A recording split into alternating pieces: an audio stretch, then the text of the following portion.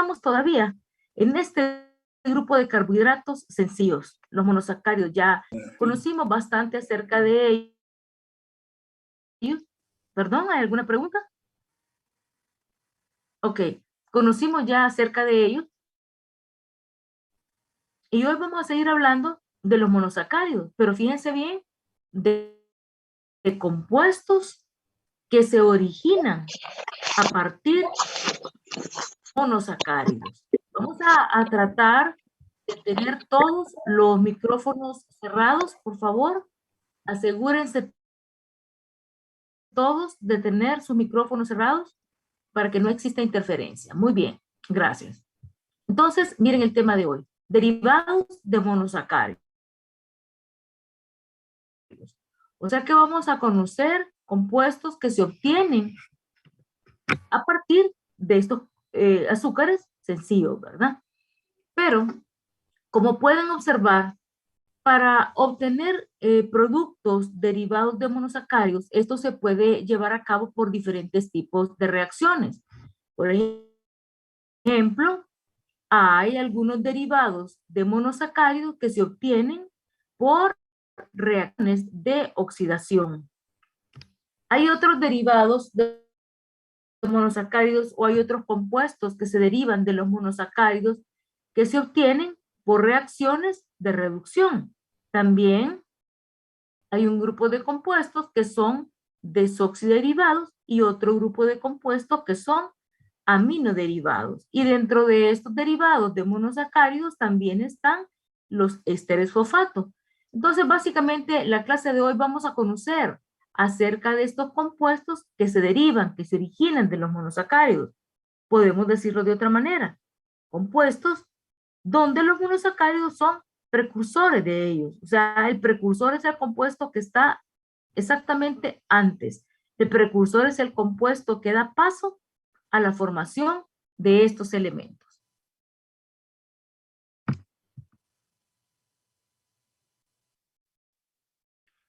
Ok, Melvin ya leí su mensaje. No se preocupe, yo también tuve problemas de conexión y acabamos de empezar.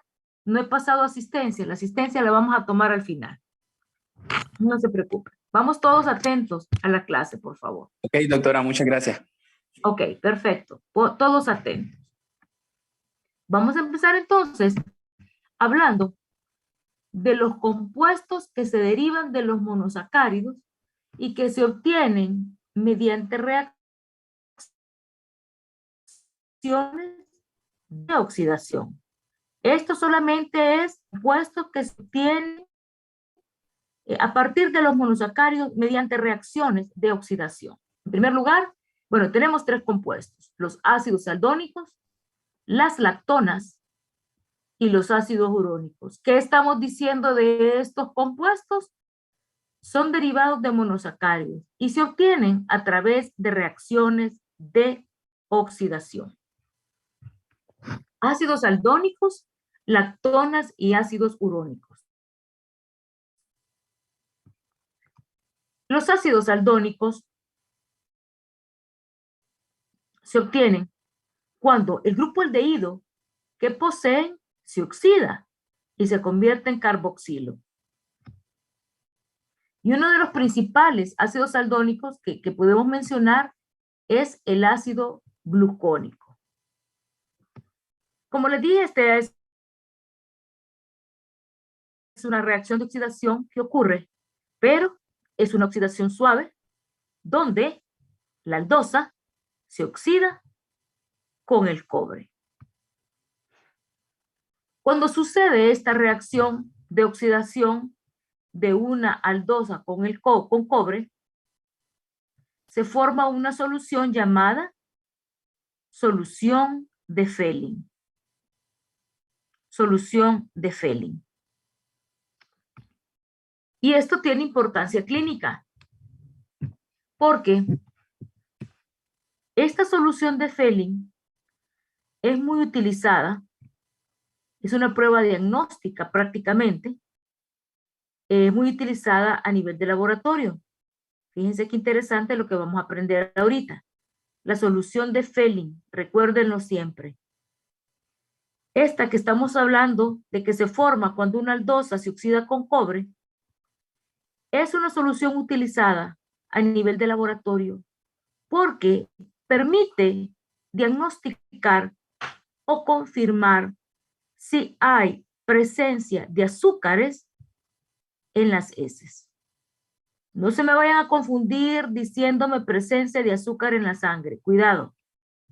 Solución de Fehling es en heces. Detecta la presencia de azúcares en las heces. Entonces, la reacción es cuando se oxida una aldosa con cobre. Ya a nivel comercial venden los reactivos. Anteriormente, la aldosa y el cobre aparte.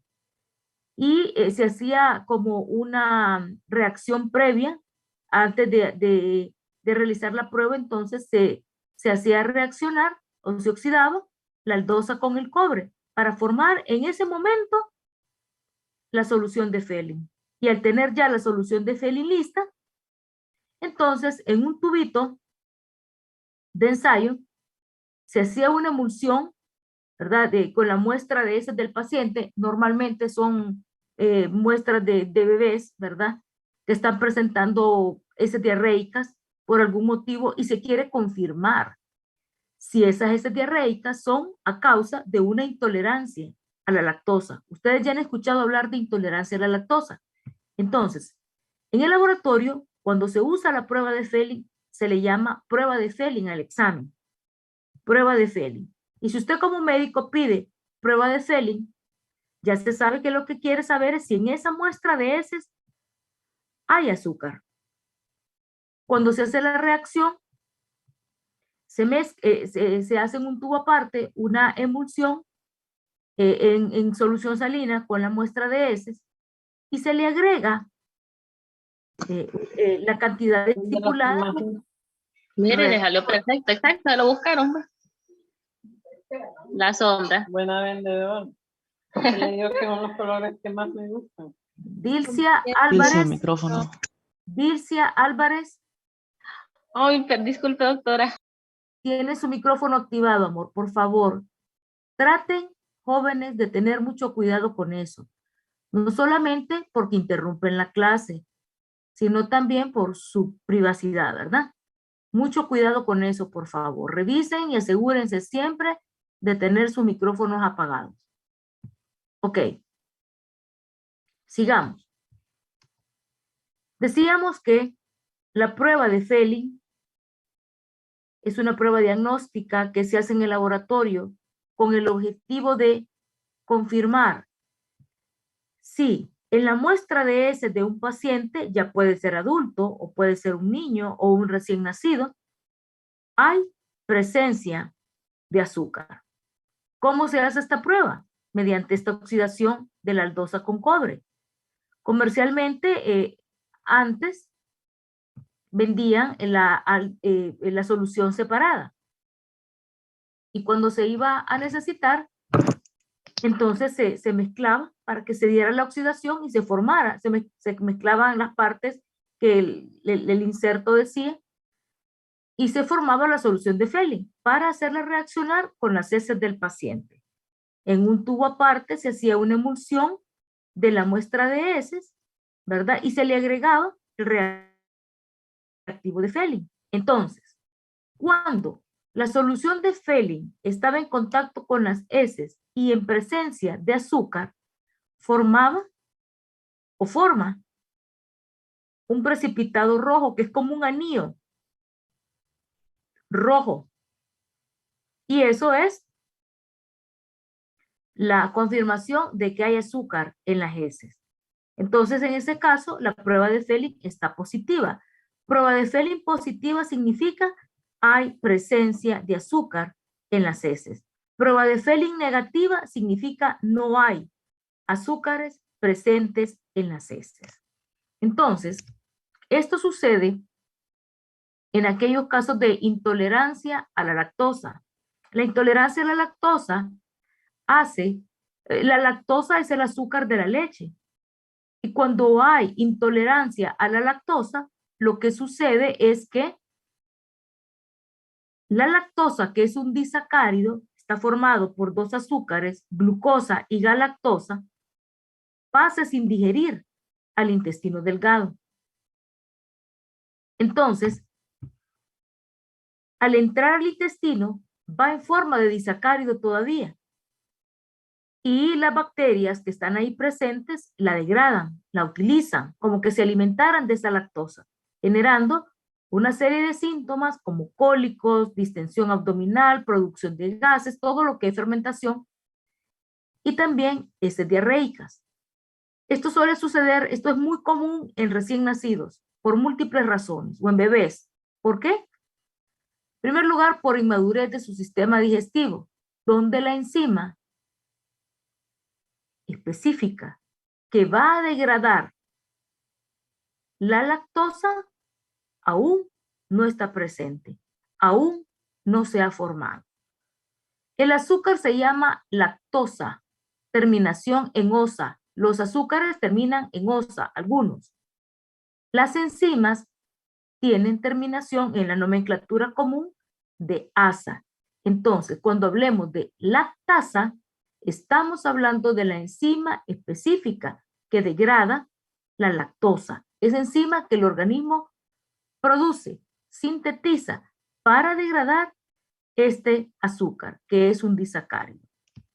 Cuando se recibe un resultado de FELIN positivo, en el caso de un recién nacido, ya se sabe, o un niño, que esa es la causa de las heces diarreicas, que no es otra infección, que no son parásitos, que no son amebas, sino que es la intolerancia a la lactosa. ¿Qué debe hacerse en ese caso entonces? Suspender inmediatamente, porque muchas veces eso da, porque han cambiado de lechita materna a lechita de fórmula. Y la lechita de fórmula contiene la lactosa, que es lo que rechaza su organismo porque todavía no tiene la enzima sintetizada para que degrade ese azúcar, o porque la enzima se encuentra en cantidades mínimas, que no es suficiente para degradar todo el azúcar que está ingiriendo a través de su alimento, a través de su alimentación, que es la lechita, ¿verdad? Entonces, eso es de suma importancia, porque como les digo, es una prueba diagnóstica. FELIN positivo confirma que hay presencia de azúcar, y ese azúcar que va a estar en las heces es la lactosa, el azúcar de la leche. Entonces, se suspende la lechita que está tomando el bebé, y puede también darse leches alternativas, ¿verdad? Leches de soya o leches deslactosadas en un adulto, ¿verdad? Para evitar la presencia del azúcar, porque si no tiene la enzima, siempre va a existir ese rechazo. Ahora, esto es reversible. Un recién nacido que tiene intolerancia a la lactosa, con el paso del tiempo puede ya tolerar un poco más la leche lactosada, porque su organismo va poco a poco produciendo, ¿verdad?, la enzima necesaria para degradar ese azúcar. Más adelante, aquí en esta clase, vamos a hablar un poco más acerca de eso y nos vamos a enfocar en lo que sucede ya en un adulto cuando presenta esos síntomas de intolerancia a la lactosa. También hablando de los ácidos aldónicos, estos pueden oxidarse con el ion plata y, se reduce a plata metálica, que es el material que se utiliza para la elaboración de los espejos. Continuando con los derivados de los monosacáridos que se obtienen también a través de reacciones de oxidación, hablamos de las lactonas. Las lactonas podemos definirlas como ésteres intramoleculares de los ácidos aldónicos, o sea, se originan de los ácidos aldónicos. Por ejemplo, tenemos una que es muy común, que es la fosfoglucolactona, y otra muy importante, que es una lactona modificada, que es el ácido ascórbico o ácido L-ascórbico, que su nombre común es la vitamina C. Y también dentro de los derivados de monosacáridos que se obtienen mediante reacciones de oxidación están los ácidos urónicos, como el ácido glucurónico, que como pueden observar aquí es importante en las reacciones de detoxificación O sea, una reacción de detoxificación es una reacción a través de la cual se eliminan toxinas del organismo, detoxifica el organismo, y también el ácido glucurónico es un componente de polisacáridos naturales. Hablamos de polisacáridos, o sea que son hidratos de carbono complejos, cadenas largas de azúcares. Esto en cuanto a los derivados de monosacáridos que se obtienen mediante reacciones de oxidación. Ahora vamos a hablar de los derivados de monosacáridos que se obtienen por reacciones de reducción. Y en primer lugar, muy importante, tenemos aquí los alditoles. Los alditoles se obtienen mediante la reducción del grupo carbonilo. En la naturaleza hay diferentes tipos de alditoles. Dentro de los más importantes vamos a mencionar el eritriol, manitol y glucitol. El glucitol también recibe el nombre de sorbitol. Hay varios alditoles en la naturaleza, distribuidos en la naturaleza. Sin embargo, mencionamos los alditoles más importantes: eritriol, manitol y glucitol. Aquí pueden observar que dice D-manitol, D-glucitol, ¿verdad? Son dextro compuestos.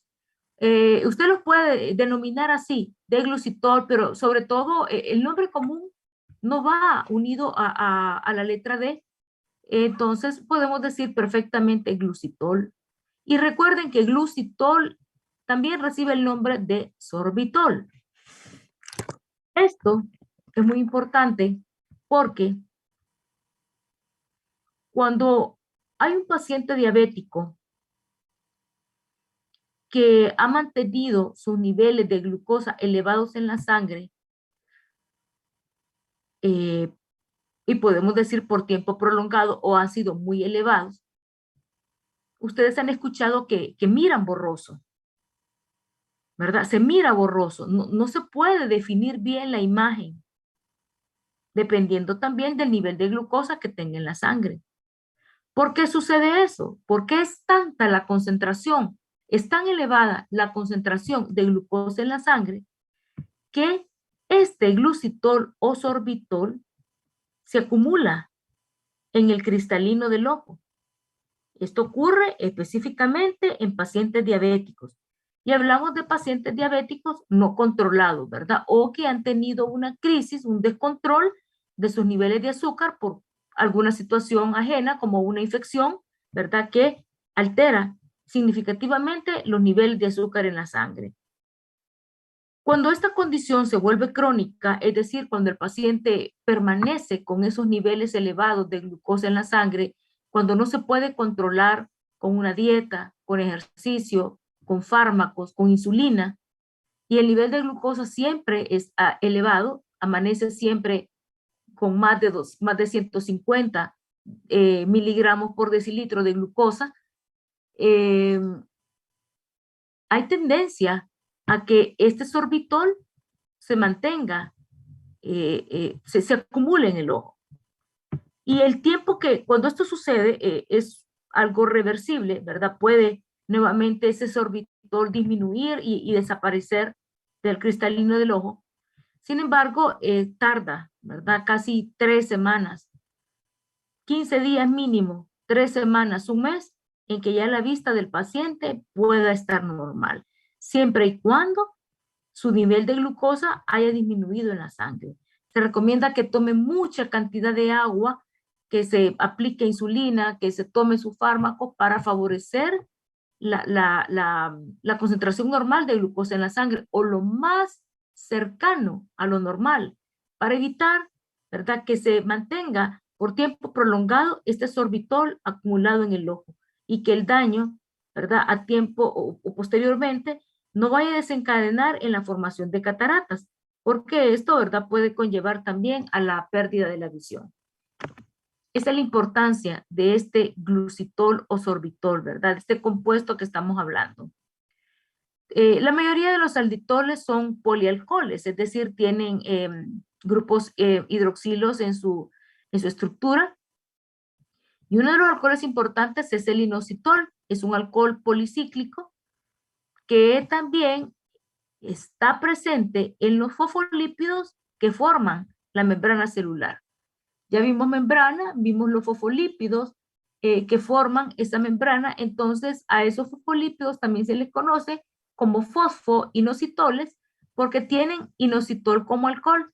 Y cuando se rompen los fosfolípidos de membrana, que eso sucede, ¿verdad? Cada vez que la membrana se está restableciendo, esto pues ayuda a que emitan señales químicas y se considere, por lo tanto, mensajeros secundarios.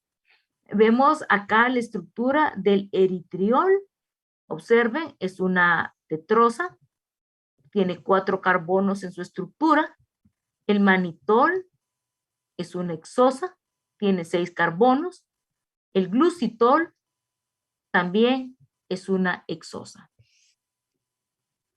Y continuando con los derivados de monosacáridos, vamos a los desoxiderivados, donde vamos a mencionar los más importantes. Aquí está la desoxirribosa, que es el azúcar que está presente en la estructura del ADN. Y también está la ribosa, que es el azúcar presente en el ARN. O sea que los desoxiderivados forman parte de los nucleótidos. Desoxirribosa forma parte del nucleótido de ADN y la ribosa forma parte del nucleótido de ARN. También dentro de este grupo de desoxiderivados se encuentra la ramnosa. Se le puede, es una levorotatoria, ¿verdad? Pero le podemos decir nada más ramnosa. Este azúcar se encuentra en plantas y también presente en algunas bacterias. Y aquí, dentro de los desoxiderivados también está la fucosa, ¿verdad? La L-fucosa, que es importante porque es un constituyente de las paredes celulares de las bacterias y además forma parte del glucocáliz de células procariotas, o sea, de bacterias también, ¿verdad? Entonces sabemos que el glucocáliz sobre todo son carbohidratos. En este caso de procariotas, es de los azúcares que predomina la fucosa, para que sepan, ¿verdad?, cómo relacionarlos también y en qué parte o cuál es la función que llevan a cabo. Luego tenemos los aminoderivados. Algo importante de los aminoderivados es que se encuentran en oligosacáridos y también en polisacáridos complejos. Recuerden que oligosacáridos ya son estructuritas de azúcares un poquito más complejas, obviamente más que los monosacáridos, que es lo más sencillo que existe, y los polisacáridos ya es la forma más compleja de un hidrato de carbono. Entonces, en esos azúcares, como oligosacáridos y polisacáridos, observamos, ¿verdad? O hay concentraciones de aminoderivados. Y estos aminoderivados se derivan o se obtienen de azúcares simples. Y como decíamos, se encuentran en muchos polisacáridos naturales. Ejemplos de aminoderivados: glucosa, amina. Miren, tiene grupo amino en su estructura. Galactosamina, amino derivado. Glucosamina y galactosamina. Aquí hablamos también de una beta de glucosamina y beta de galactosamina. Recuerden que esto es parte de la nomenclatura del compuesto. Beta, porque es un anómero beta, ya saben que esto depende de la posición del grupo OH en el carbono hemiacetal. D, que nos habla del dextrogiro en el espacio o el giro hacia la derecha de la molécula en el espacio. Aquí sí lo vemos con la nomenclatura completa, pero podemos decir perfectamente que uno de los o ejemplos de aminoderivados es la glucosamina y galactosamina. Nada más. Se sobreentiende, ¿verdad?, que hablamos de la beta D glucosamina y de la beta D galactosamina, las cuales pueden sufrir modificaciones y transformarse en otros compuestos como ser acetilglucosamina, ácido murámico, ácido acetilmurámico, y la galactosamina convertirse en acetilgalactosamina. Estas son como modificaciones, transformaciones que sufren estos compuestos y que dan paso u origen a la formación de otros. También es muy importante en este grupo de aminoderivados el ácido siálico. Ácidos siálicos. Y específicamente hablamos del ácido neuroamínico, conocido como NANA. Es un compuesto importante que se ha aislado o se encuentra, ¿verdad?, en el tejido nervioso. Entonces, recordemos, aminoderivados, glucosamina, galactosamina, ácidos siálicos como el ácido neuroamínico, que se abrevia como NANA, y que es un compuesto importante en el tejido nervioso. También encontramos aminoderivados formando oligosacáridos y aminoderivados también en polisacáridos complejos, ¿verdad? En polisacáridos naturales, que es muy importante. Y mencionábamos también que están los ésteres fosfato. Son compuestos que han esterificado y que tienen un grupo fosfato en su estructura, que luego de convertirse en ésteres quedan con un grupo fosfato en su estructura. Estos son azúcares fosfato, tienen fosfato siempre unido, ¿verdad?, a sus carbonos. Y su importancia radica en que participan en reacciones metabólicas como compuestos intermediarios, no como el principal compuesto o como el compuesto final, sino que participan en muchas reacciones metabólicas, ¿verdad? Y predominantemente, acuérdese que metabolismo es anabolismo y catabolismo, o sea, síntesis y degradación, pero es muy común encontrar compuestos que son ésteres fosfato en procesos de síntesis, o sea, en reacciones anabólicas. Normalmente, ¿verdad? Estos compuestos fosfato pueden liberar ese grupo fosfato, pueden captar un grupo fosfato y así pues van dando paso a las diferentes reacciones metabólicas del organismo. Vamos a ampliar un poquito la imagen para que puedan observarla mejor. Y dentro de estos ésteres fosfato tenemos el gliceraldehído 3-fosfato. Gliceraldehído, ya hemos visto la estructura del gliceraldehído. Ayer precisamente mirábamos y hacíamos un ejemplo con esto. Gliceraldehído 3-fosfato. Significa que tiene, esto de 3-fosfato no significa que tiene 3 grupos fosfato. Cuidado con ese error. Significa que tiene un grupo fosfato en carbono 3. Gliceraldehído 3-fosfato. Carbono 1, carbono 2, carbono 3 y aquí está el grupo fosfato en carbono 3. Aquí lo pueden observar. Otro ejemplo de éster fosfato es la glucosa 1-fosfato. Glucosa 1-fosfato tiene un grupo fosfato en carbono 1. Y aquí podemos observar este anómero de glucosa y en el carbono 1 o carbono hemiacetal tiene insertado el grupo fosfato. También otro éster fosfato sumamente importante que participa en múltiples reacciones metabólicas es la glucosa 6-fosfato. Glucosa 6-fosfato significa que tiene un grupo fosfato en carbono 6. Aquí está el anómero de glucosa, carbono 1, carbono 2, carbono 3, carbono 4, carbono 5 y carbono 6. Glucosa 6-fosfato tiene un grupo fosfato en carbono 6. Esta glucosa 6-fosfato, bueno, decimos, participan como compuestos intermediarios del metabolismo. La glucosa 6-fosfato participa en múltiples reacciones. Por ejemplo, en la glucólisis, que vimos, ¿verdad? Que se da cuando los monosacáridos entran a la célula. También la glucosa 6-fosfato participa en la gluconeogénesis, que es esa ruta metabólica que decíamos que forma glucosa, ¿verdad? De compuestos que no son carbohidratos, de lo que el organismo tenga, de lo que ha quedado de otra, como resultado de otras vías metabólicas.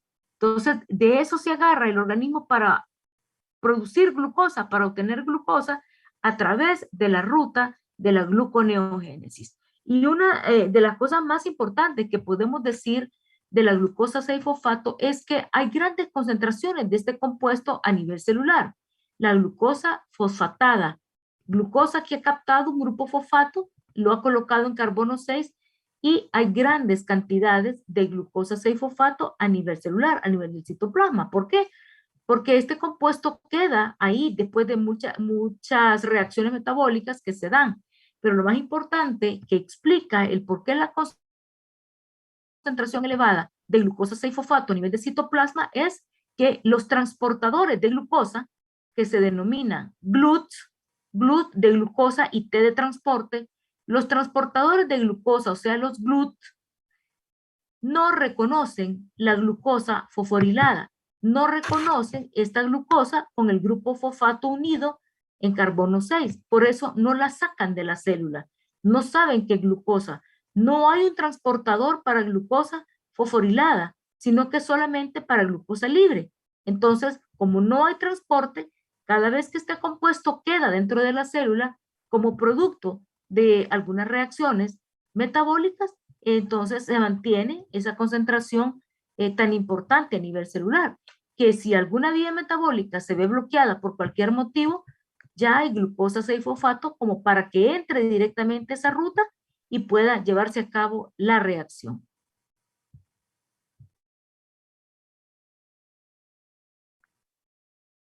Y finalmente tenemos otro ejemplo,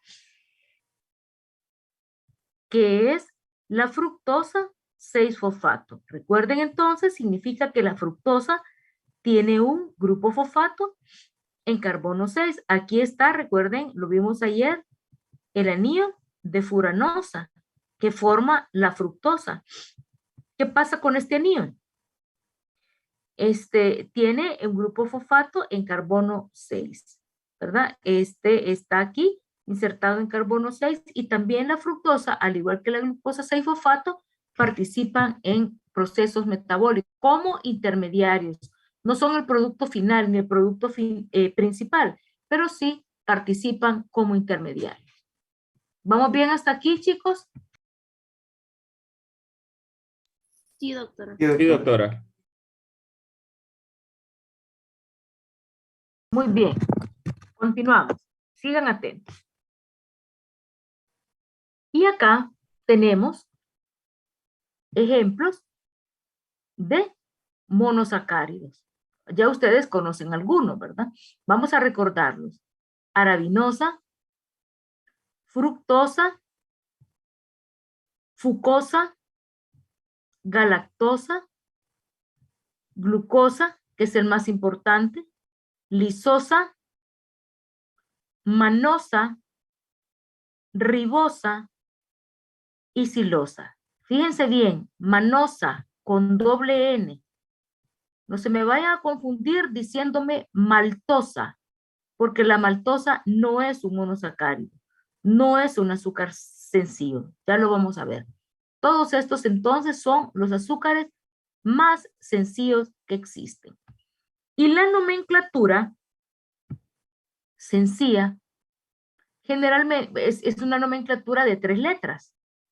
Y generalmente, como ustedes podrán ver, esas 3 letras corresponden a las 3 primeras letras de su nombre. Generalmente, no siempre, hay su excepción. Por ejemplo, arabinosa, abreviatura estandarizada, ¿verdad? Internacionalmente se conoce la arabinosa como ARA. Fructosa, FRU, las 3 primeras letras. Fucosa, su abreviatura estandarizada, FUC.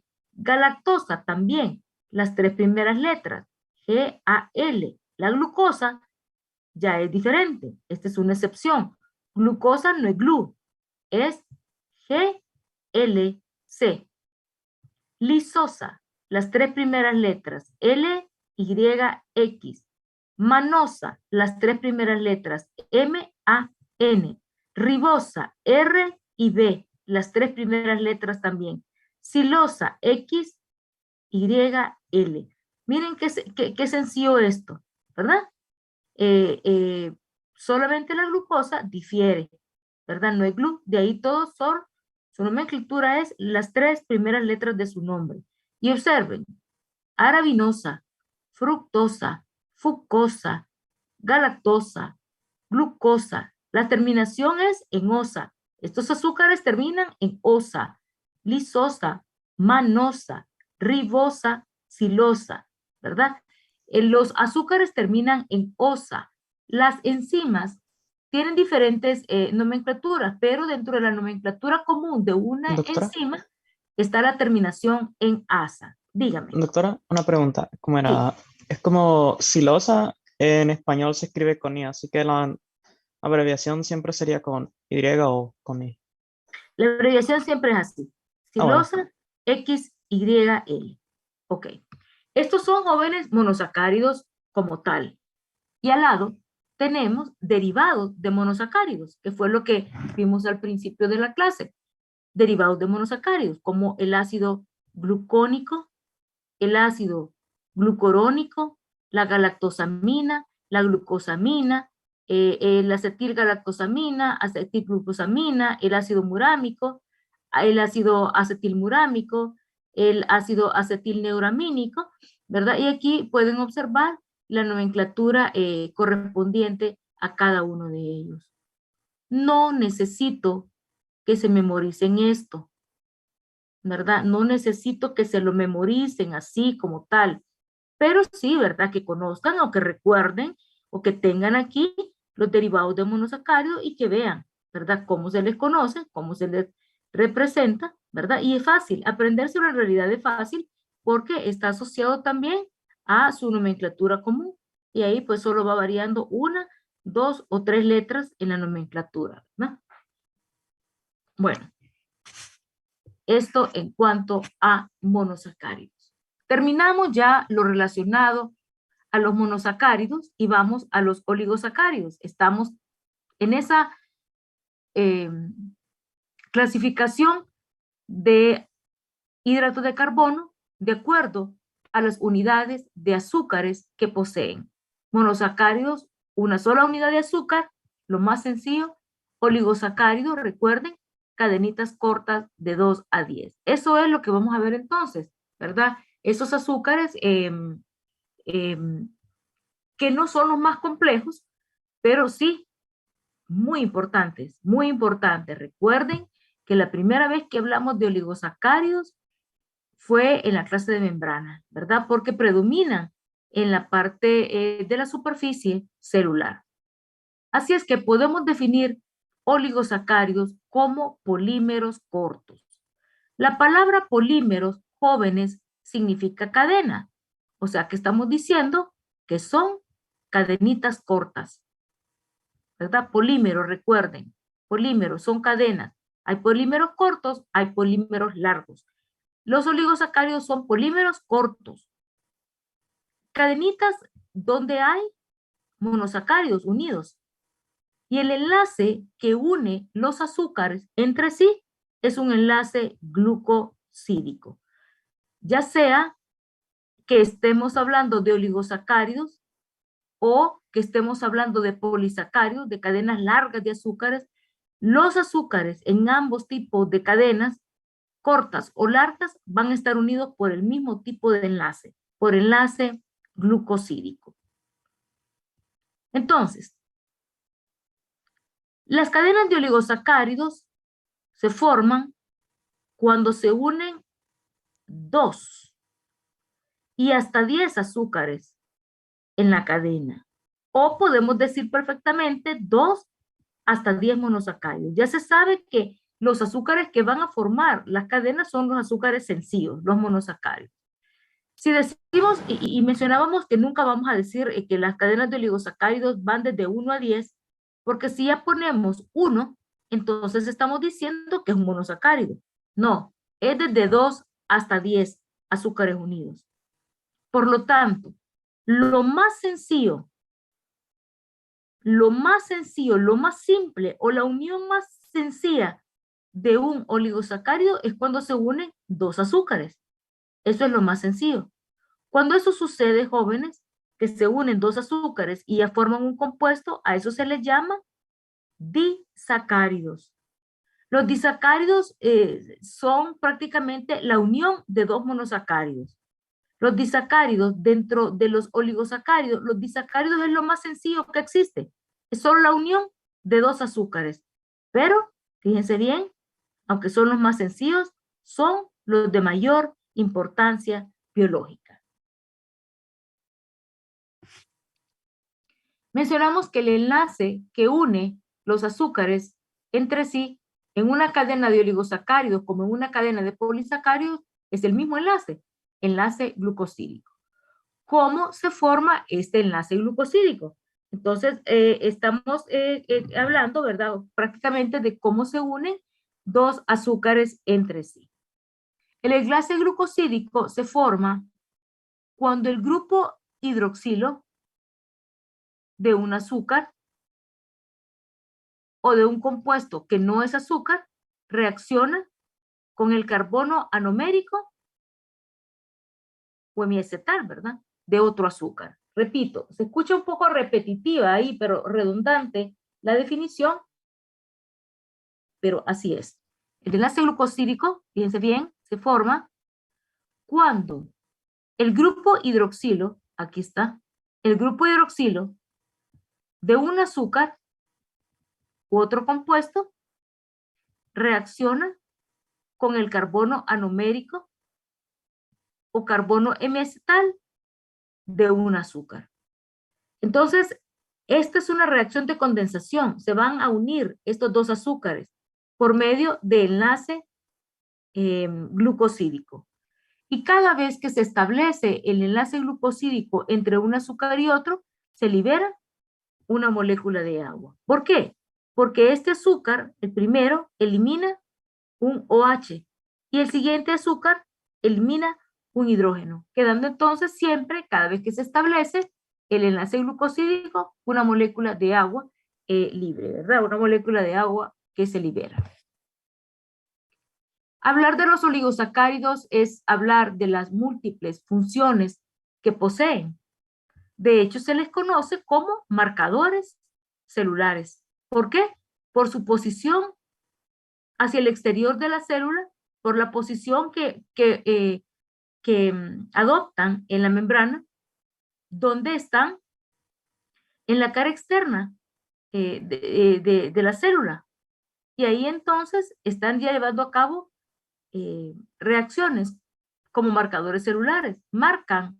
¿Por qué se les llama así? Porque marcan las células en sus superficies, ¿verdad? Están aquí, aquí tenemos la membrana, su doble capa lipídica, el oligosacárido o el polisacárido que está en la membrana, que es esta cadenita, y también unidos a proteínas, ¿verdad? Para poder llevar a cabo las funciones a nivel celular. Y al estar ahí en esa posición, marcan entonces las células que quieren entrar marcan compuestos que quieran entrar a la célula. ¿Para qué? Para que el sistema inmunológico pueda reconocer claramente qué es lo que está ahí, si es una bacteria, si es un virus, qué es lo que quiere invadir la célula, qué es eso que se detectó como extraño, y entonces el sistema inmune hace esa parte de eliminar, ¿verdad? Lo que ha sido marcado por estos compuestos.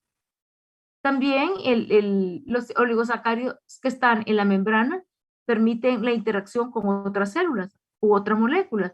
Entonces, la célula está rodeada, digamos, de células propias como los leucocitos, y entonces se reconocen como propios y se les permite interactuar. De lo contrario, se mantienen distantes para que no invadan la célula, para proteger la célula.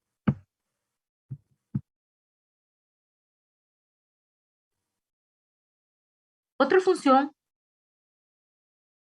es esa función inmunológica, la función del reconocimiento de lo propio. Pero para que puedan llevar a cabo esta función, los oligosacáridos tienen que estar unidos a proteínas de manera selectiva.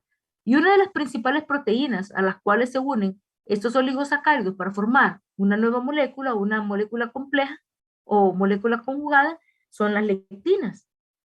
Las lectinas son un tipo de proteínas que están en la membrana que tienen la capacidad de reconocer y unirse también a oligosacáridos, formando entonces una proteína conjugada, una glicoproteína que ya queda en membrana llevando a cabo funciones específicas. Para que se pueda llevar a cabo el reconocimiento, creo que se los había mencionado en una clase, se ven involucrados tanto los aminoácidos que conforman la proteína, los aminoácidos que forman los oligosacáridos los aminoácidos que forman la proteína como los azúcares que forman los oligosacáridos.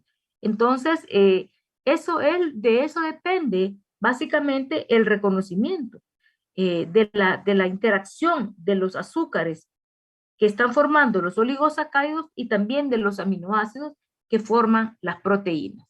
Ahí entonces la glicoproteína ya tiene funciones más específicas, más complejas para poder realizar ya a nivel celular, cuando han formado esa molécula compleja.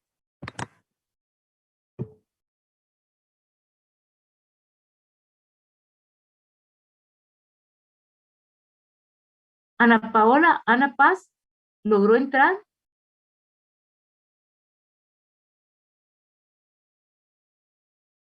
Ana Paz, ¿me escucha? Chicos, Ana Paz tiene problemas de conexión y no estaba viendo las diapositivas.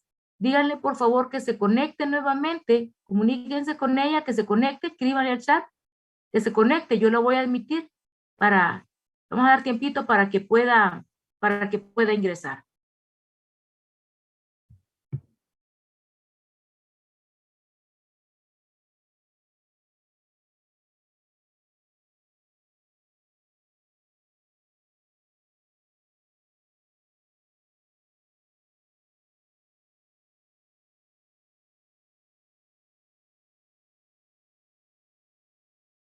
¿Le escribieron? Dice que sí está Ana Paola. Ah, ok, perfecto, Ana, excelente. Estábamos dándole tiempito para que no perdiera la explicación. Muy bien, no se preocupe, si vuelve a tener problemas y se sale, yo la voy a admitir. No se preocupe. Sí sé que tiene problemas también de audio, pero ya sé que está presente. Ok, continuamos. Entonces, jóvenes, esa función de marcadores celulares de los oligosacáridos es bien importante a nivel celular.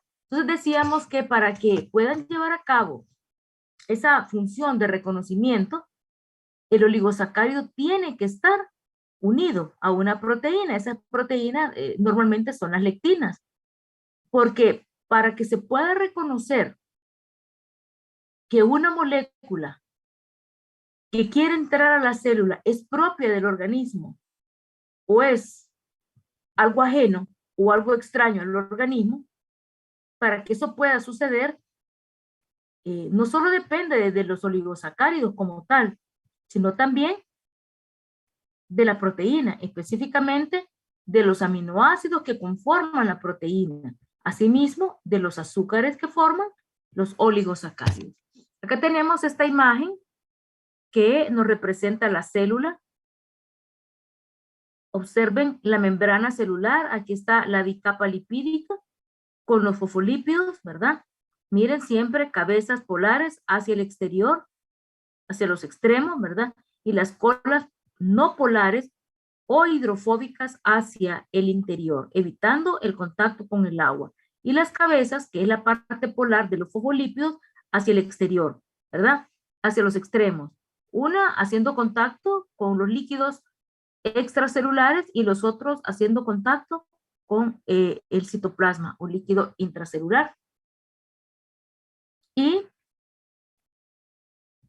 observamos acá la proteína, ¿verdad? Una proteína integral, y miren, o intrínseca, que está atravesando de extremo a extremo la membrana. Aquí tenemos, esta es una lectina, un tipo de lectina, es la selectina, y a esta proteína se une el oligosacárido. Miren, esto que estamos señalando aquí es la cadenita del oligosacárido.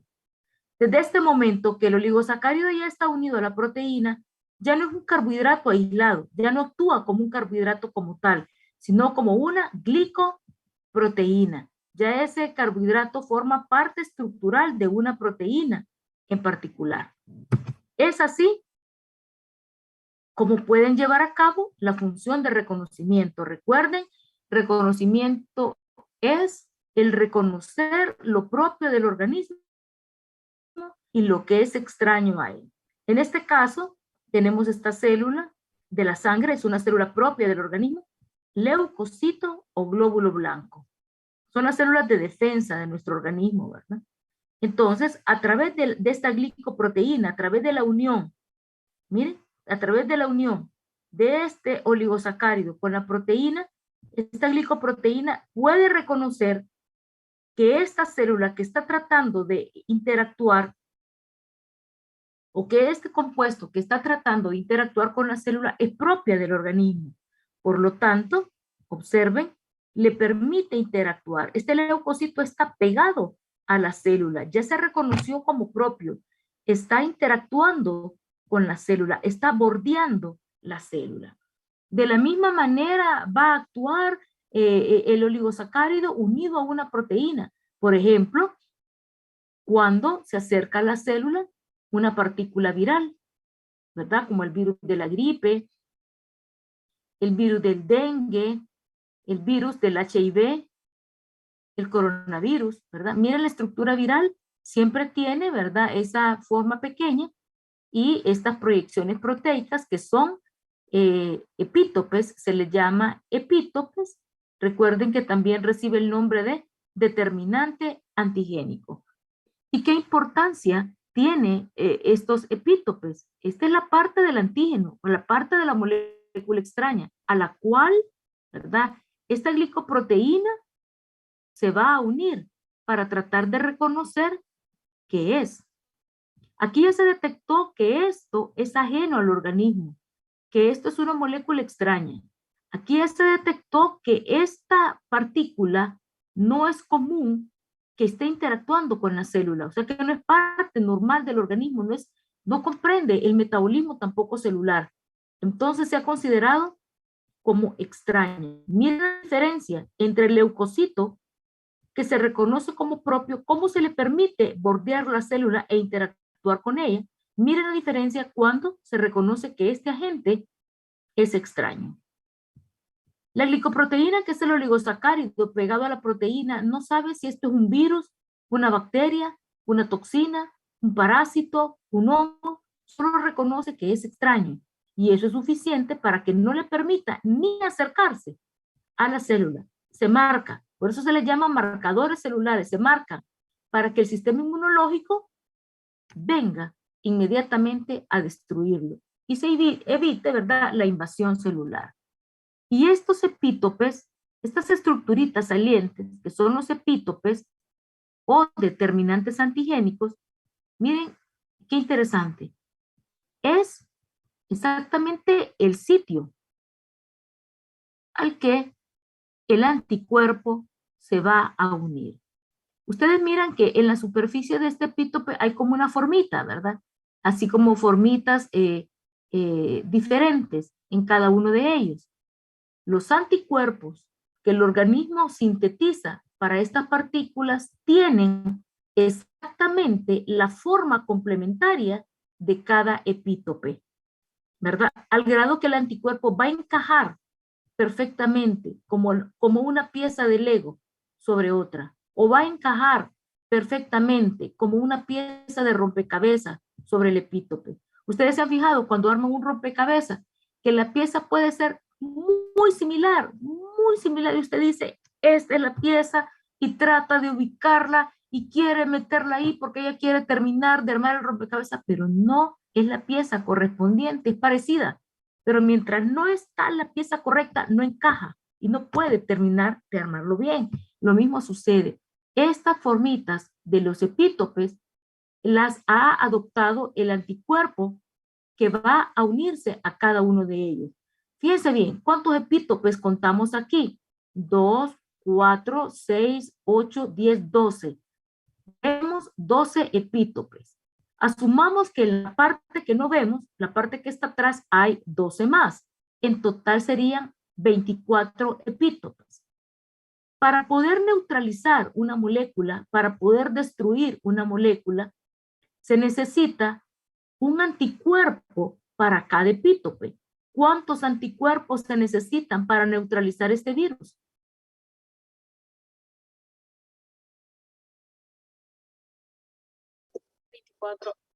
24. Si confirmamos que hay 24 epítopes, 24 anticuerpos. Si solo hay un epítope, como este caso de la bacteria, miren la bacteria, solo tiene un epítope acá, vamos a necesitar un anticuerpo para destruir la bacteria u otro mecanismo. Entonces, si digamos este virus, vamos a asumir que tiene 12 nada más, 12 epítopes, y se producen 11 anticuerpos y queda un epítope libre. El virus no queda destruido completamente, queda fragmentado y queda atenuado como dormido, pero queda una parte del virus que cualquier condición puede activarla, un cambio de temperatura, el estrés, alguna infección, y entonces esos virus se reactivan, como sucede con el virus de la varicela. La varicela solo puede dar una vez en la vida, porque solo existe una cepa para la varicela. Si ya le dio varicela, ya no puede volverle a dar, porque su organismo ya estuvo en contacto con el virus, o sea que ya tiene anticuerpos para destruirla. Puede volver a estar en contacto con el virus, pero no desarrolla la enfermedad porque su cuerpo reconoce que ese virus ya entró una vez y lo protege. O si no le ha dado varicela, pero está vacunado, la vacuna lo inmunizó. La vacuna se ha fabricado con el propio virus de la varicela, solo que virus atenuado. Atenuado significa que se le quita la parte infectante y entonces solo entra a su organismo como la superficie, la forma. ¿Para qué? Para que esta estructura sea como escaneada, algo así como escaneada. Y entonces se sintetice un anticuerpo para cada epítope con la forma exacta, totalmente complementaria, para que si en algún momento de la vida usted vuelve a estar en contacto con ese virus, ya tenga no un anticuerpo, miles de anticuerpos ya listos para atacar ese patógeno específicamente y destruirlo. Aquí tenemos la bacteria que aunque es más grande, no necesita más anticuerpos que este virus, porque es la cantidad de epítopes va a determinar la cantidad de anticuerpos que necesitan para destruirle. Un epítope que quede formado es suficiente para que el virus vuelva infectante y pueda causar reactivación e invadir nuevamente, ¿verdad?, la célula. La bacteria, aquí la observamos, también los epítopes o determinantes antigénicos se encuentran en las bacterias. Aquí miren la bacteria y está siendo reconocida a través de esta glicoproteína. Aquí está el oligosacárido unido a la proteína. ¿Y qué pasa? Reconoce que esto es extraño, que esta estructura grande no siempre está entrando a la célula, que esto no forma parte del metabolismo normal de la célula y la mantiene distante. Miren las diferencias entre los patógenos y una célula normal. Está distante, no le permiten tocar la célula y ya está siendo marcada para que para que sea fagocitada o para que sea destruida por el sistema inmune. Y recuerde que no solamente pueden originarse infecciones a través de bacterias, de virus, de parásitos, de hongos, sino que también de toxinas, ¿verdad? Toxinas de alimentos, ¿verdad? Como las toxinas que producen los mariscos o toxinas que produce el pollo, ¿verdad? También o el cerdo, a veces alimentos que no están debidamente refrigerados o que no se elaboraron adecuadamente, ¿verdad? Entonces, producen toxinas que invaden el organismo. Y eso puede ocurrir en pocas horas, ¿verdad? Muchas veces hay eventos, digamos, donde una persona, por ejemplo, cena y a los pocos minutos, por ejemplo, a la media hora, una hora, ya está con los síntomas de intoxicación. Vómito, diarrea, fiebre, ¿verdad? Náuseas. ¿Por qué? Y otras veces tarda un poquito más, puede tardar 24 horas, dependiendo, ¿verdad?, de la cantidad de toxina que haya entrado al organismo, ¿verdad? Esas reuniones donde muchas veces se hacen grandes cantidades de comida, por ejemplo, en las bodas, en las graduaciones, donde hay comidas como cerdo, mariscos, que han sido preparados en grandes cantidades, ahí pues no es que siempre va a hacer daño, ¿verdad? Pero ahí las probabilidades de que pueda existir una intoxicación alimentaria es mayor, ¿verdad? Por la cantidad de alimentos que se cocina, la forma en que se mantienen esos alimentos, el tiempo, ¿verdad? El tiempo desde que se dio la cocción y el tiempo en que se ingiere el alimento. A veces para que todo esté listo a determinada hora hay que empezar o empiezan a hacer los alimentos, a prepararlos desde horas antes, tempranas, y se mantienen a temperatura ambiente. Y la temperatura ambiente, la temperatura que no es de refrigeración, permite, ¿verdad?, la proliferación o multiplicación de algunos patógenos, como bacterias, como virus, como toxinas. Entonces decíamos que el oligosacárido más sencillo es un disacárido. Di viene de dos. Sacárido de azúcar. Un disacárido son dos azúcares unidos, específicamente dos monosacáridos, dos azúcares sencillos. Y recuerden que el enlace que une los azúcares, tanto en las cadenas de oligosacáridos, o esta cadenita corta de disacáridos, o una cadena larga de polisacáridos, siempre va a ser el mismo, enlace glucosídeo. Quiero que tengan claro y no se me confundan que un disacárido es un oligosacárido. No estamos en otra clasificación. Cuando hablamos de disacáridos, estamos hablando de los oligosacáridos más sencillos. Recuerden que el oligosacárido es una cadenita corta de 2 a 10 azúcares. Entonces nos quedamos aquí, en aquellos que están formados por 2 azúcares. Los disacáridos. Observemos en la imagen cómo es que se lleva a cabo esa formación de disacárido o esa unión a través del enlace glucosídico. Aquí tenemos la glucosa y acá tenemos otra glucosa, ¿verdad? Va a haber una condensación de ambos azúcares, en la cual siempre, ¿verdad?, producto de esa condensación, se va a liberar una molécula de agua. ¿Por qué? Porque al unirse, recuerden, el enlace glucosídico se formaba cuando un azúcar reacciona, u otro compuesto reacciona, con el carbono hemiacetal de otro azúcar. Entonces, este primer azúcar va a eliminar el grupo hidroxilo de su carbono hemiacetal. Y este segundo compuesto, o este segundo azúcar, va a eliminar el hidrógeno de este carbono 4, en este caso, formándose entonces la molécula de agua cada vez que se ensamblan o cada vez que se unen dos azúcares. Y formándose también un disacárido. Ya conocimos los monosacáridos más importantes, ¿verdad? Ya vimos glucosa, galactosa, silosa, lisosa, fucosa, ¿verdad? Y vamos a conocer entonces algunos disacáridos, ¿verdad? Maltosa, fíjense bien, cuando vimos monosacáridos era manosa, con doble N, manosa, de mano, manosa. El disacárido es maltosa. También la trealosa es un disacárido abundante.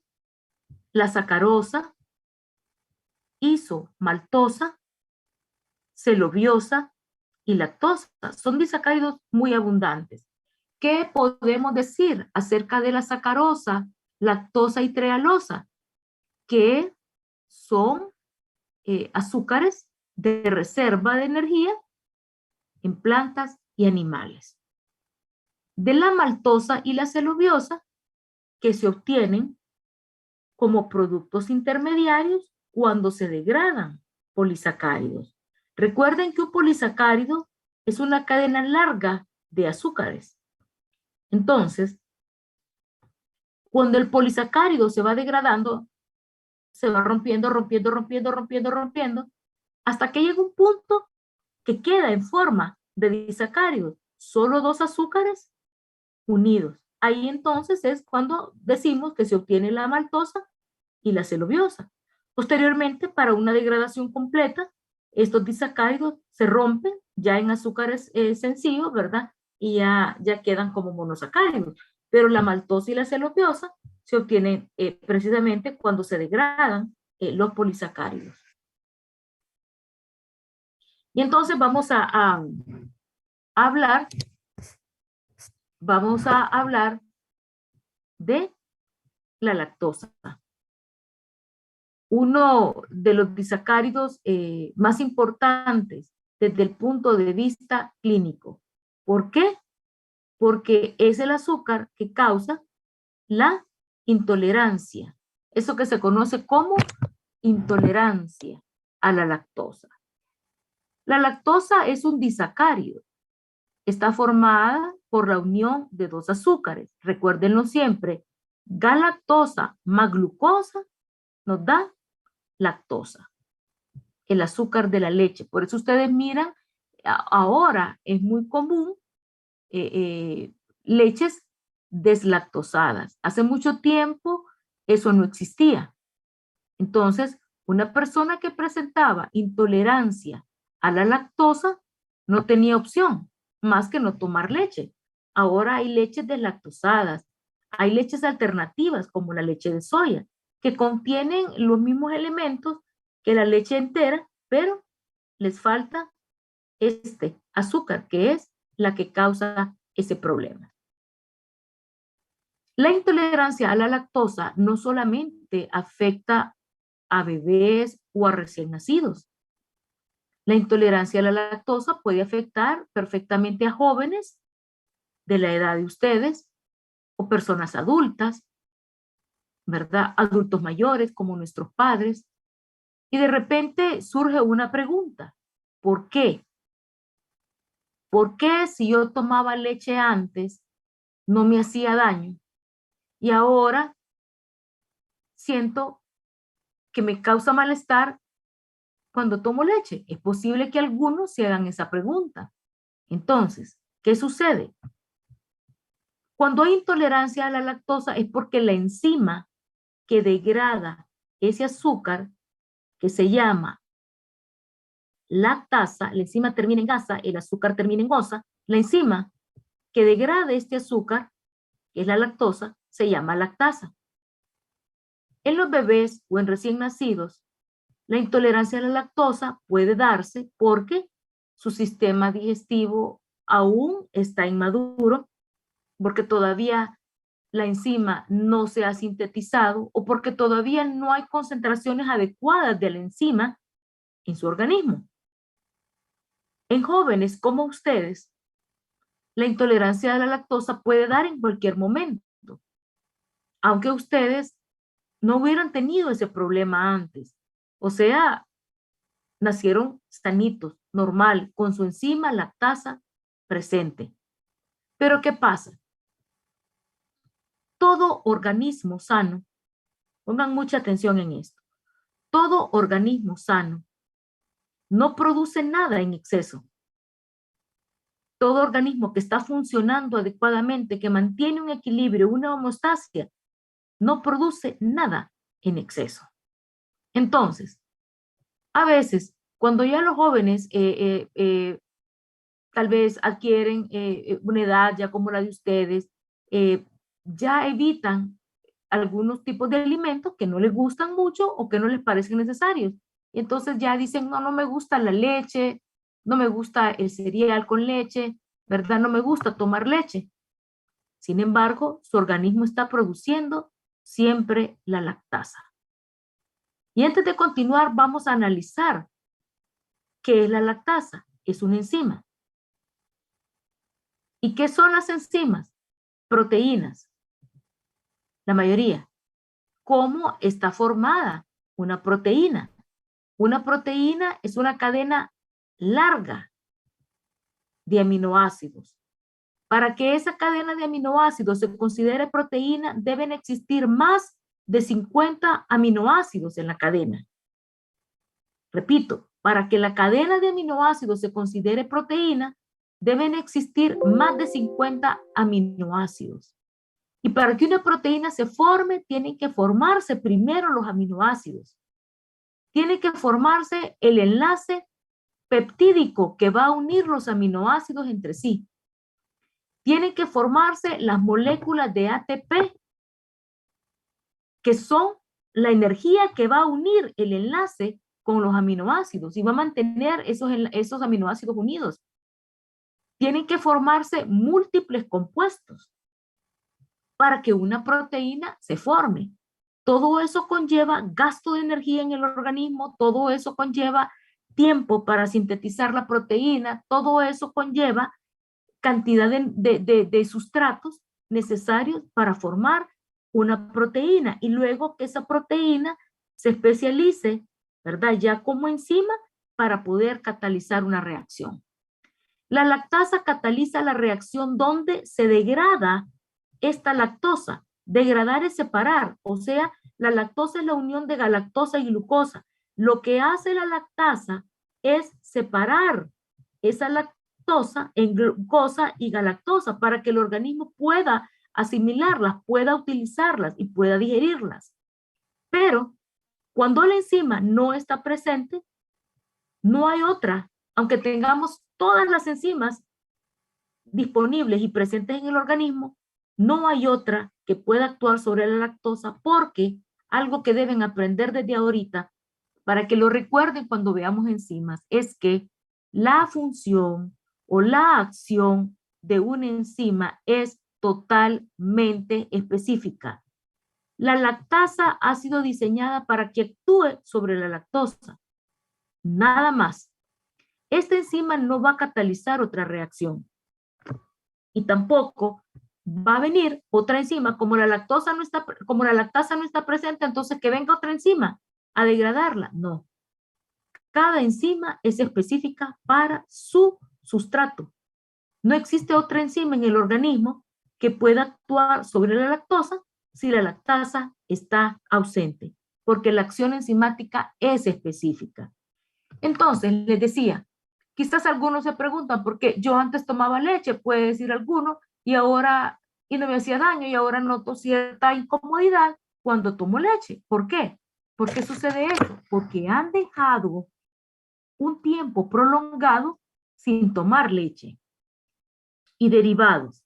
No solo se enfoquen en la leche, piensen también en los derivados, ¿verdad? Los productos lácteos, ¿verdad? Que también tienen la presencia del azúcar. Entonces, cuando usted deja de consumir leche por tiempo prolongado, su organismo está produciendo y produciendo y produciendo la lactasa, pero usted no toma leche. Entonces, ¿qué detecta el organismo? Que hay un acúmulo de esta enzima que se está produciendo, pero no se está usando, que se está produciendo y se está acumulando, que se está gastando energía, aminoácidos, enlaces para formarla y ha pasado un tiempo y no la usa. Entonces, ¿qué detecta el organismo? Que esta enzima ya no es necesaria. Entonces, empieza a disminuir la producción de la misma y empieza a degradarla y a utilizar. Esta enzima era una cadena de aminoácidos. Era una proteína que tenía una función catalítica específica, pero como no se usa y pasa tiempo prolongado sin usarla, el organismo entonces no va a botarla, no va a eliminarla, optimiza y aprovecha todo antes de que se vaya a dañar. Degrada toda esa cantidad de lactasa o toda esa cantidad de enzima que está ahí presente y que no ha sido utilizada. Usa entonces los aminoácidos que la formaban para sintetizar otras proteínas. Usa los enlaces que estaban uniendo esos aminoácidos para resintetizar otros que se han dañado. Usa toda la energía, todas las moléculas de ATP que fueron necesarias para unir aminoácidos entre sí para otras reacciones metabólicas. Entonces, prácticamente, la lactasa que usted tenía, que nació con ella, que sintetizaba perfectamente, desaparece. Entonces, usted tiene 3 meses, 4 meses, 6 meses un año de no tomar leche porque ya no le gusta, porque no la considera necesaria, porque no quiere. Pero de repente, un día, le da ganas de comer algo que tiene leche. Como les digo, no solo es la leche como tal, el vaso de leche como tal, sino que sus productos derivados también. Y entonces viene un día y come algo que tiene leche, un postre que tiene leche, digamos el de 3 leches, un postre que tiene leche u otro postre con leche, o se come un pancito de frijoles, un pancito con frijoles y mantequilla, ahí va el derivado de la leche, o algún alimento que tiene leche, o sencillamente le da ganas de una tacita de cereal con leche y dice, hoy no tengo tiempo de hacer algo, voy a prepararme un cereal con leche. ¿Qué pasa? Esta enzima ya no está. La enzima desapareció. No hay lactosa presente, no entra lactosa al organismo, aunque esté la enzima lactasa perfectamente sintetizada y con todo el mecanismo de síntesis normal, la síntesis va a empezar a disminuir hasta que la enzima desaparece, porque también es utilizada para sus componentes para formar otras moléculas. Entonces, es cuando empiezan a manifestarse los síntomas. ¿Por qué? Porque ya no está la enzima necesaria para que degrade la lactosa.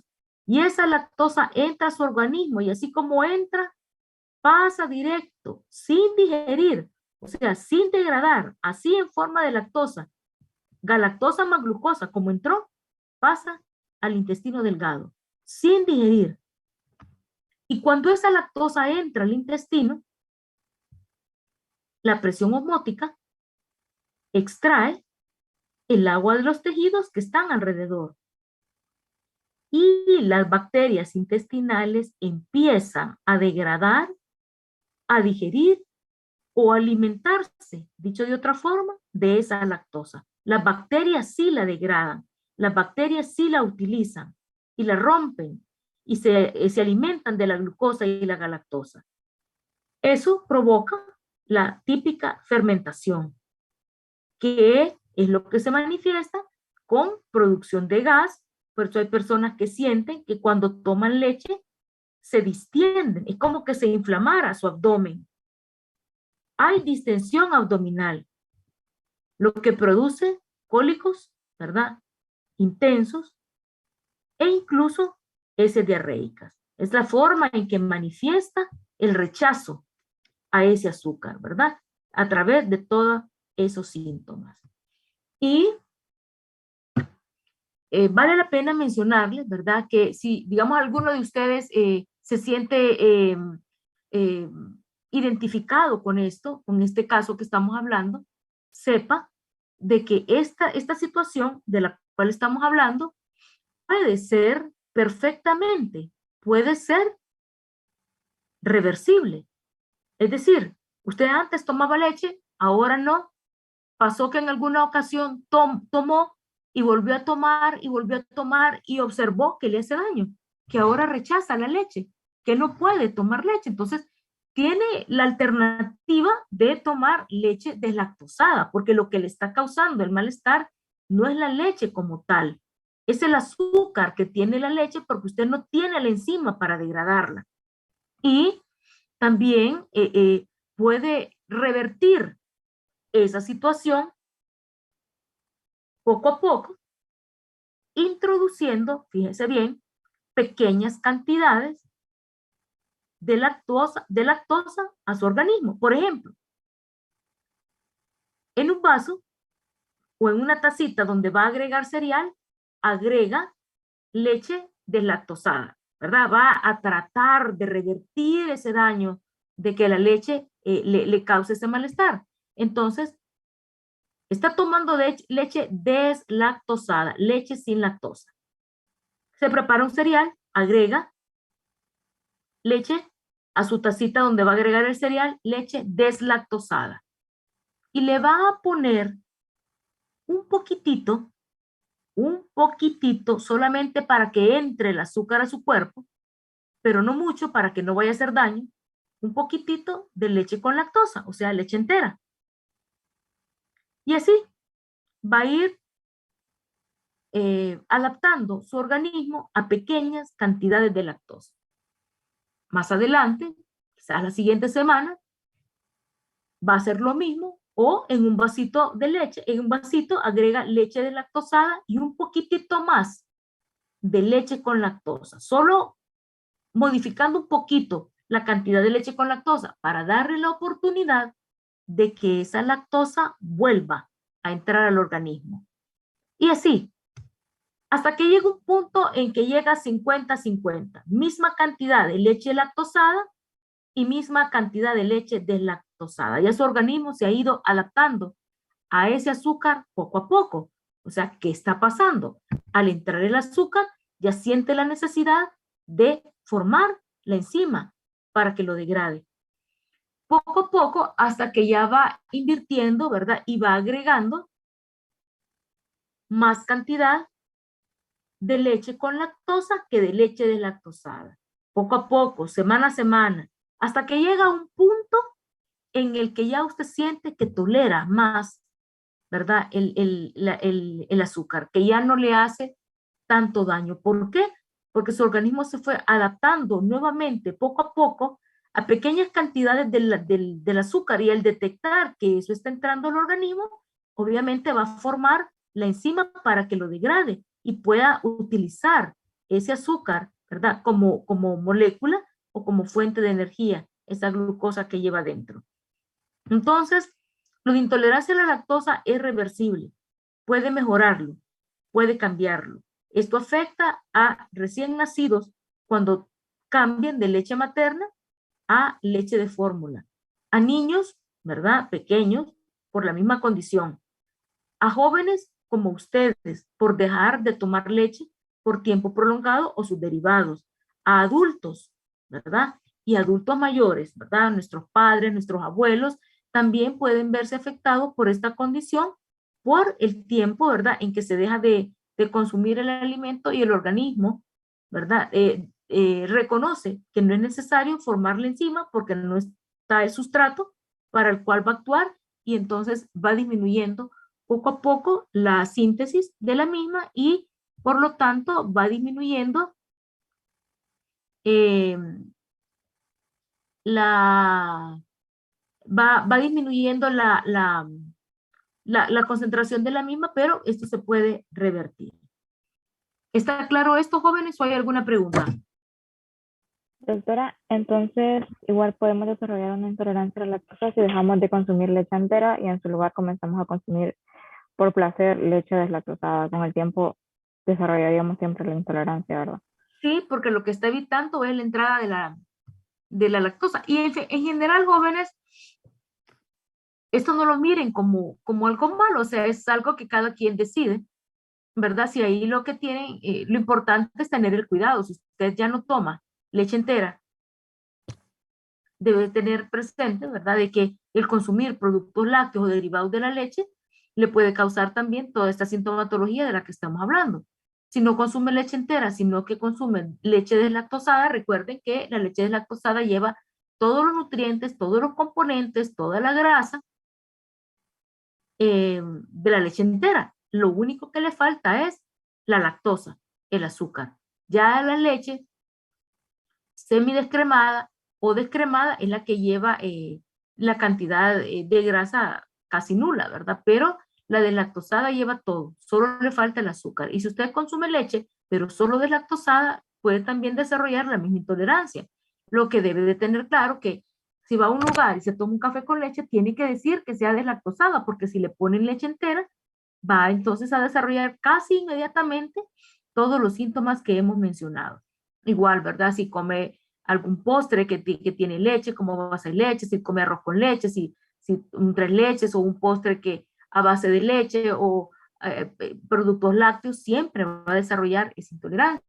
Actualmente hay fármacos que se utilizan para eso, precisamente, para tratar de mejorar la condición. Y está la enzima, como fármaco, la enzima como tal, que es la lactasa. Las terapias enzimáticas no siempre son efectivas. ¿verdad? Porque debe de existir la concentración adecuada de la enzima de acuerdo al consumo del alimento, y eso solamente se da en condiciones naturales, con lo que el organismo sintetiza y de acuerdo a la ingesta de los alimentos que recibe. Pero definitivamente la terapia enzimática, la enzima como tal, que se vende como fármaco, va a disminuir significativamente los síntomas. Hay personas que andan su botecita de enzimas y minutos antes, media hora antes, ¿verdad? Que van a comer o que saben que van a ingerir algo con leche, se toman la enzima para que ésta esté presente y degrade. Como les digo, esto no es que va a revertir completamente el daño. Desde el momento que usted le está proveyendo la enzima al organismo, este no la va a formar. No siente la necesidad de formarla. Su organismo va a seguir siempre sin sintetizarla. O sea, va a depender del fármaco para que pueda degradarla. Y eso solamente lo protege en el momento, ¿verdad? Luego, cuando pasa ya la degradación, la enzima desaparece. Pero cuando se sintetiza en el organismo, sí. Así es que la forma de revertir el daño es dándole, ¿verdad? Pequeñas cantidades, pequeñitas, poco a poco. Un poquito hoy, un poquito mañana, un poquito pasado mañana, la siguiente semana un poquitito más y así, con paciencia, ¿verdad? Hasta que ya su organismo tolera ese azúcar y ya puede, y cuando decimos tolera es porque ya tiene con certeza la enzima sintetizada para que lo degrade. Y bueno, acá tenemos entonces, dentro de los disacáridos más importantes, tenemos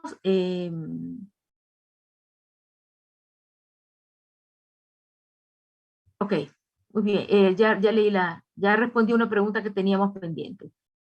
También dentro de los disacáridos más importantes tenemos, como mencionábamos, la maltosa, trealosa, sacarosa, celobiosa, lactosa, isomaltosa. Fíjense bien, van a aprender algo nuevo ahorita. Fíjense bien. ¿Cuál es el enlace que une los azúcares entre sí? ¿Cómo decimos que se llama? Enlaces glucosídicos. Muy bien. ¿Cuál es su nombre? Joana. Joana. Muy bien, Joana. Le vamos a dar un puntito de participación. Los demás están claros que el enlace glucosídico es el que une los azúcares entre sí. ¿Están claros con esto? Sí, doctora. ¿Jóvenes? Sí, doctora. Ok, muy atentos entonces. Fíjense bien. ¿Qué tenemos aquí? La maltosa. La maltosa tiene un enlace alfa 1,4. La maltosa se obtiene cuando se rompe o se hidroliza el almidón. Esos productos ricos en almidón, como la papa, la yuca, todo lo que habíamos hablado, camote, plátano. Cuando se rompe el almidón, cuando comemos alimentos, o se degradan alimentos con almidón, se obtiene la maltosa. Es el azúcar que se utiliza para la elaboración de la cerveza o también para la elaboración de la malta. Pero acabamos de mencionar que el enlace que une los azúcares en las cadenas de disacáridos, de oligosacáridos o polisacáridos es un enlace glucosídico. ¿Cómo entiendo ahora que me digan que la maltosa tiene un enlace alfa 1,4? Es sencillo, pongan atención. ¿Qué significa que el enlace sea alfa? Estamos hablando estrictamente de disacáridos. ¿Qué significa que el enlace sea alfa? Significa que los dos azúcares que forman el disacárido son anómeros alfa y que el enlace glucosídico se establece entre el carbono 1 del primer azúcar y el carbono 4 del siguiente azúcar. 1, 2, 3, 4. Vamos ahora a la trealosa. La trealosa es el azúcar que está en los hongos, en las levaduras y forma parte de la hemolinfa de los insectos. La trealosa está formada por la unión de dos glucosas, de dos alfa de glucosas. el enlace que la une es alfa 1,1. Significa que el enlace glucosídico se establece entre el carbono 1 del primer azúcar y el carbono 1 del otro azúcar. Usted dirá, este no es el carbono 1 del otro azúcar. El carbono 1 queda acá. Sí, de acuerdo. Pero en este caso, para que quede 1,1 y se forme la trealosa, el anómero se invierte, se da vuelta. Miren normalmente dónde tiene el azúcar el CH2OH. Aquí se invirtió para que la posición 1 quede aquí. Por eso aquí no vemos CH2OH porque está invertido. ¿Dónde está el CH2OH? Acá abajo. Queda abajo por lo mismo, porque se invirtió. Entonces, ese carbono 1 de aquí pasó ahora acá. Y por eso quedan unidos ahí. La sacarosa, saben ustedes que la sacarosa es el azúcar común, el azúcar de mesa, se le llama azúcar de mesa. Es el azúcar con que se preparan algunos alimentos, ¿verdad? La sacarosa es un disacárido también. Se forma por la unión de fructosa y glucosa. Entonces aquí vemos que la sacarosa tiene un enlace. Miren, aquí hay una diferencia. Pongan atención. El enlace de la sacarosa es alfa 1, beta 2. ¿Por qué no solamente dice alfa como en los demás? Porque porque los dos anómeros que forman la sacarosa no son alfa los dos. Uno es alfa y el otro es beta. Veámoslo. Alfa glucosa, beta fructosa. La fructosa es beta y la glucosa es alfa. Por eso el enlace es alfa 1, beta 2. Siempre es enlace glucosídico, pero alfa 1, beta 2. ¿Y qué significa esto? Que el enlace glucosídico se estableció entre el carbono 1 del primer azúcar, que es la glucosa, y el carbono 2 del siguiente azúcar, que es la fructosa. La fructosa, recuerden que también se cierra a partir del carbono, donde está el grupo carbonilo. ¿Dónde formó el grupo carbonilo? En carbono 2, o sea que el grupo carbonilo o el carbono hemiacetal que queda a este lado normalmente, ahorita la fructosa se invierte y pasa, da vuelta prácticamente y queda esa posición del carbono 2 aquí, que es el que forma el grupo hemiacetal o el carbono hemiacetal. Tenemos la celobiosa, ¿verdad? Que tiene un enlace beta 1,4. ¿Por qué solo dice beta? Porque los dos anómeros que forman la celobiosa son beta. Beta de glucosa, beta de glucosa. Y la celobiosa se obtiene cuando se rompe la celulosa, este constituyente de plantas, ¿verdad? Entonces, la celulosa se rompe, la celulosa es solamente glucosa unida, se rompe, y cuando se va degradando la celulosa, ya queda la celobiosa formada. La lactosa, que la hemos visto el día de hoy, ya sabe usted que está formada por galactosa y por glucosa. Y la lactosa tiene un enlace beta 1,4. ¿Por qué solo es beta? Porque ambos azúcares que forman la lactosa son beta. Beta de galactosa, perdón, ambos azúcares que forman la lactosa son beta. Aquí lo vemos, beta de galactosa y beta de glucosa. Ya usted sabe el por qué beta. ¿Por qué estos anómeros son beta? ¿Por qué otros son alfa? Y es 1,4, o sea que el enlace glucosídico se establece entre el carbono 1 del primer azúcar y el carbono 4 del siguiente azúcar. 1, 2, 3, 4. Y finalmente hablamos de la isomaltosa. La isomaltosa se obtiene cuando se rompe o se hidroliza el almidón, que también es un polisacárido y también, al igual que el glucógeno, solo está formado por glucosas. A lo largo de esas cadenas de almidón y glucógeno, solamente hay glucosa, pero a diferencia de los otros compuestos que hemos visto, la isomaltosa se obtiene de las ramificaciones que tiene el glucógeno y de las ramificaciones que tiene el almidón. Y más adelante vamos a ver que cuando hay una estructura ramificada, el enlace ya no es 1,4, ya no se establece entre el carbono 1 y 4, sino que cambia.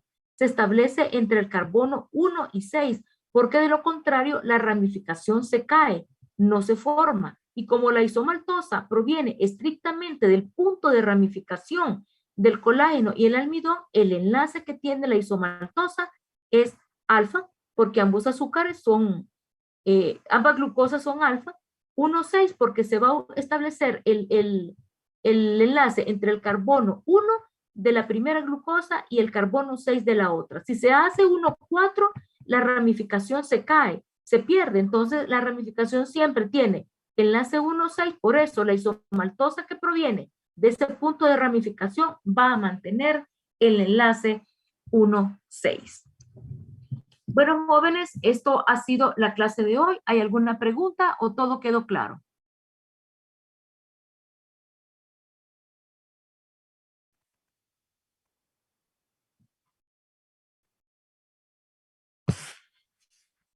¿Perdón? Glucosídico de la lactosa. Ajá.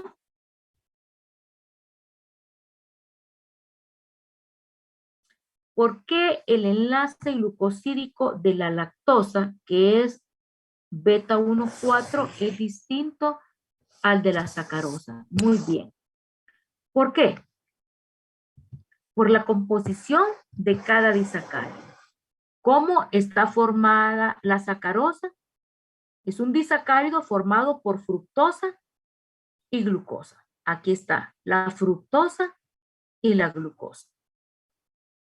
Recuerden que hay anómeros alfa y beta.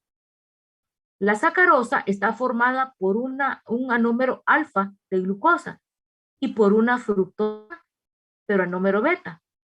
Entonces, cuando se establece el enlace glucosídico, para poderlos tener unidos, se coloca entre el carbono 1 del primer azúcar, que es la glucosa, y el carbono 2 del segundo azúcar, que es la fructosa. Ayer mirábamos la estructura cíclica de la fructosa. Sabemos que el carbono 2 queda aquí porque es por donde se cierra la fructosa, porque como es cetosa, tiene el doble enlace en carbono 2, entonces aquí queda el carbono 2. Este punto hemiacetal es el carbono 2 en la fructosa y este punto hemiacetal es el carbono 1 en la glucosa. Solo que, como les decía, esta fructosa se dio vuelta, cambia para que el carbono 1 quede acá. Por eso el enlace es 1,2. ¿Y por qué es alfa beta? Porque miren, el anómero, la glucosa que forma la sacarosa es un anómero alfa y la fructosa que forma la sacarosa es un anómero beta. Esto es pura nomenclatura y lo único que nos quiere decir es eso. Alfa 1, beta 2. Dos anómeros diferentes, alfa y beta, que están unidos por carbono 1 y carbono 2. Y ahora veamos la diferencia con la lactosa. La lactosa solo es beta 1,4. ¿Por qué? ¿Cómo está formada la lactosa? Por glucosa y también por la unión de la galactosa. Aquí está la glucosa uniéndose a la galactosa para formar lactosa. El enlace que está uniéndolo siempre es glucosídico, pero es de tipo nada más beta 1,4. ¿Por qué solo beta? ¿Por qué no dice alfa tal, beta tal, como dice la sacarosa? Porque los dos anómeros que forman la lactosa son anómeros beta. Miren, beta de galactosa más beta de glucosa forma lactosa. ¿Queda claro?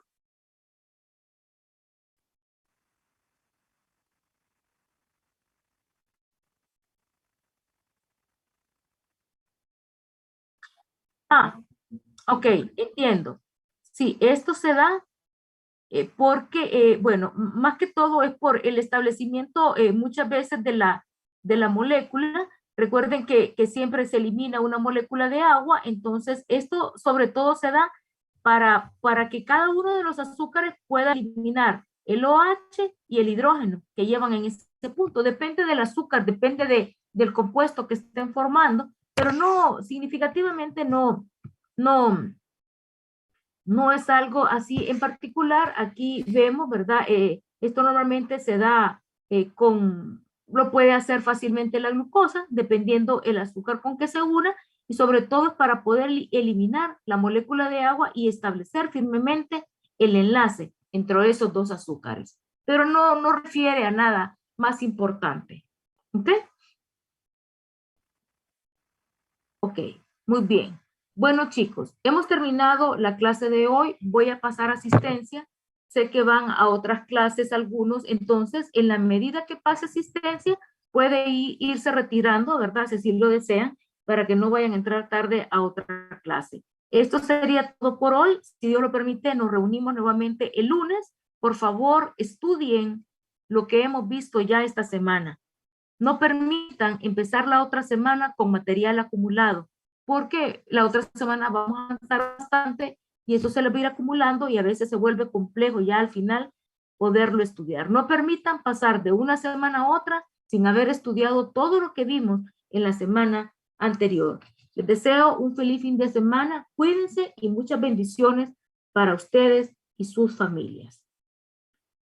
Marlon Josué López Martínez. Presente, doctora. Recuerden, pueden irse retirando si así desean. Yaresi Yanet Maldonado Acosta. Presente, Yaresi. doctora.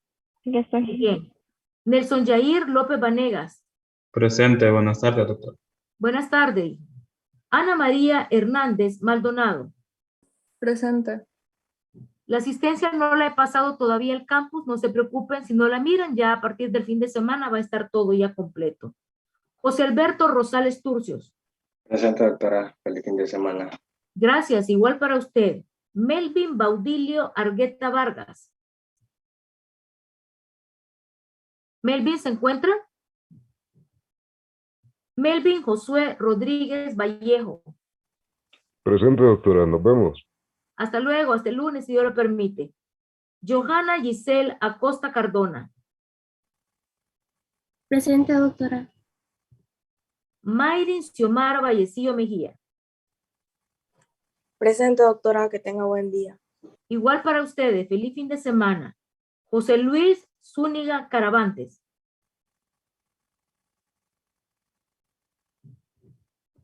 Andrea María Erazo Salgado. Presente. Jonathan Josué Rodríguez Alemán. Presente, doctora, nos vemos. Hasta luego, hasta el lunes. Andrea Fernanda Flores Licona. Presente, doctora. Josué Argrín Chávez Sánchez. Presente, doctora. María José del Carmen Mejía Castro. Presente, doctora. Nos vemos. Nos vemos. Hasta el lunes. Anel Isabela Maradiaga González. Presente, doctora. Hasta el lunes. Hasta el lunes, chicos. Marco Andrés Velázquez Kaiser. Presente. Marian Ichel Varela Barrientos. Presente, doctora. Que tenga buen fin de semana. Gracias, hija. Igual para usted. Eduardo Antonio Cabrera Serrano. Presente, doctora, nos vemos. Hasta el lunes, si Dios lo permite. Gabriela Alejandra Verde Sánchez. Presente, doctora. Buenas tardes. Buenas tardes. Melisa Alejandra López García. Presente, doctora. Gracias. Para servirles, con gusto. Andrea Chan Handal. Presente, doctora. Giovanni Andrés Escoto Gutiérrez. Presente, doctora. Feliz tarde. Igualmente para usted. Alejandra María Peraza Mejía. Presente, doctora. Gina Samantha Discua Calix. Presente, feliz fin de semana, doctora. Gracias, igual para usted. José Miguel Rubio Amaya. Presente, doctora. Dilcia Nicole Álvarez Díaz. Presente, doctora. Ilse Alejandra Artola Ríos. Presente. Feliz tarde, doctora. Gracias, igual para usted, feliz tarde. Gianluigi Conedera Aguilar. Presente, doctora. Feliz fin de semana. Igualmente, Gianluigi. Miriam Arlet Díaz López. Presente, doctora. Tenga buen día.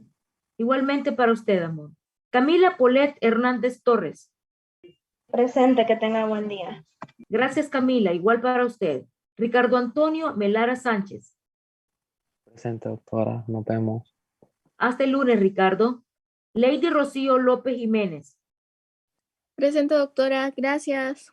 Para servirle, con gusto. Sofía Paola Murillo Ordóñez. Presente, doctora. Feliz día. Igualmente para usted, Sofía. Gracias. Gerardo Humberto Mencía Maldonado. Gracias, Gerardo. Igual para usted. Ana Paola Paz Gutiérrez.